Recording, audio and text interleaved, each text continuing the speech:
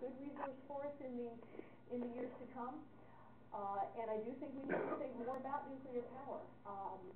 There are newer generations of plants that are even safer than the ones that exist currently. Our youngest nuclear power plant in this country, you probably know, is 30 years old. We haven't built a new one in 30 years. There are a lot of regulatory hurdles to overcome. I think we should look very carefully at whether or not we can eliminate some of those hurdles in a prudent way. And I do feel that if you look at carbon footprints, you know, for those who do think we ought to think about reducing carbon output, even if you don't, you know, the science is coming to great question lately. It's, you know, that's a big deal. But, you know, irrespective of that, it's the most efficient kind of energy production we have. So yes, ma'am, I think we should definitely look at it across the country and take great care about safety of the plants, both from the technology standpoint and from the security standpoint. Yeah. My question was answered. I guess I just have to follow up by saying you realize you're going to be going swimming upstream in Westchester County. Yes, ma'am. On that. Understood. You're quite right. And you know what? You can't enter public service unless you're willing to advocate a point of view. And I feel it's right. And I'm ready to make a reasoned argument in that regard. And I'll share a funny little story with you. One of my very good friends is a Democrat. I have met friends who are Democrats, actually, and I love them dearly. And there are many ways in which we share common ground. And he was really excited about my campaign. You know, man, you know, I love you, and I think you'd be a great public servant, and I'm going to support you, which he does. He and his wife. They are, and when they heard me speak for the first time about nuclear power, they said, you know, they had a connection because they are passionate about their opposition to nuclear power. But I have stuck to my guns, not because, you know, it's my way or the highway, but because we have a reasoned argument to make. It makes sense on a lot of levels. And interestingly enough, he has come around. And this is somebody I never thought would, and he wrote me something about nuclear power, about some checks at a power plant up at Yankee power plant up in Vermont, and I wrote him back a little comment, you know, it was appropriate, and, you know, said, well, looks good, they're looking at appropriate for safety, da, da, da. Sent me back something saying, I just put your bumper sticker on my car. So we're working hard to make friends respectful. You know, I think a respectful, reasonable argument can be made, and that's what I think. And thank you. Yes, sir? No, I don't have a question. I just want to, as far as nuclear power, yes, sir. when anyone gives you a hard time about it, just tell them it's safe.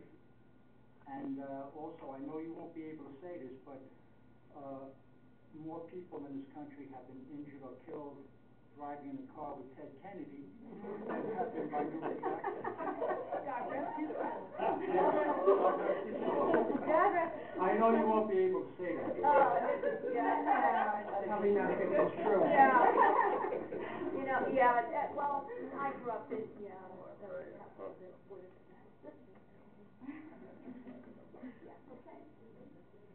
Yeah, I got a question in regards to earmarks. I know what your answer could be.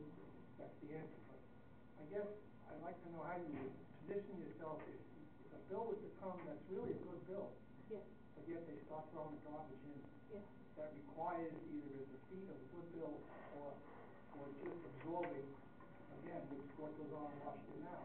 And that's how they get all this garbage passed, because it's all earmarks with anyone opposed. I think we all realize that's going to be our demise because money just can't grow on trees.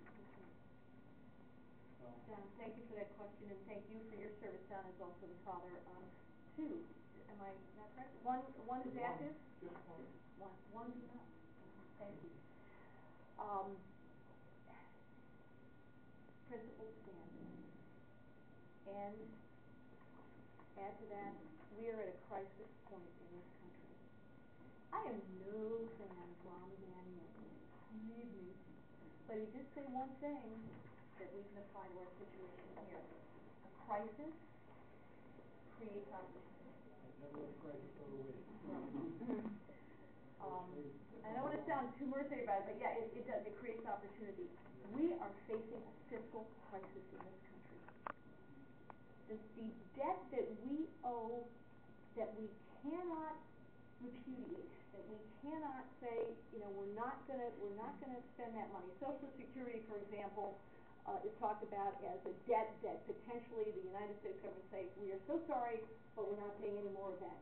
I'm not proposing we do that, but that's not an example of debt I'm talking about. I'm talking about debt to foreign governments, debt that is held by bondholders in this country, foreign governments, China, that we have to repay is approaching 70% of our gross domestic product.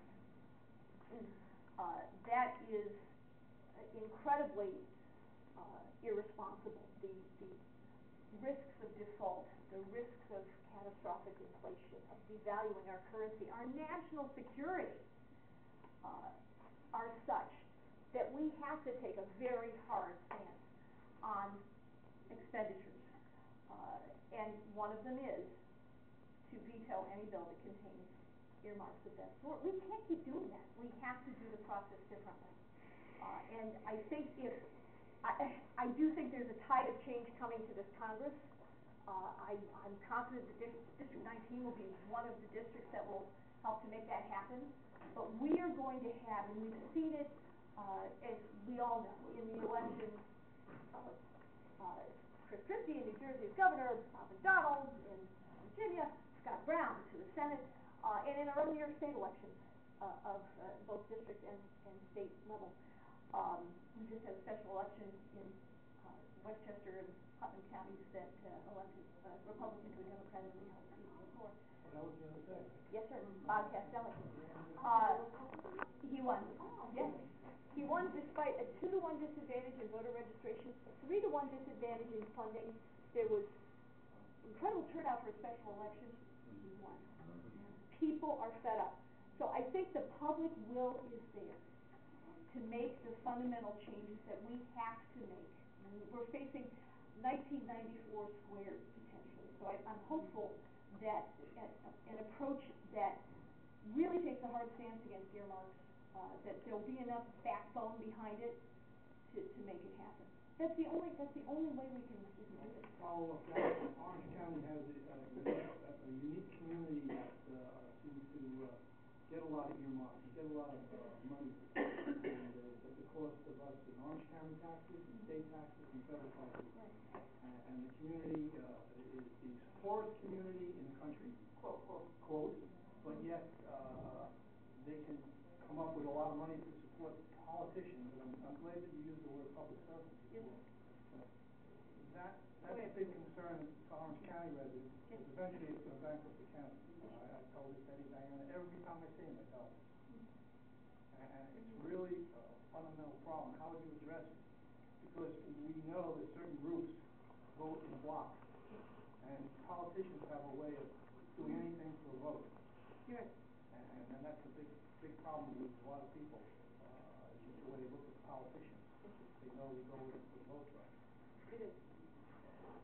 You know, John, I've answered similar questions before, and my answer is this: if the sacrifice is between my political position, if you will, again, I prefer to think of it always as public service, but between my position and the best interest of this district and of our country, the sacrifice will come from new political. We have to take a stand on earmarks. There are some expenditures that are going to make sense as infrastructure expenditures, appropriations for highway projects, for example. But that's for the good of everybody. I'm talking about specific communities. No, I hear you. If a sacrifice has to be made, expect it to be made by me politically, if need be. I am hopeful that everybody will be able to work out on the state, local, and federal levels what is best for this county. And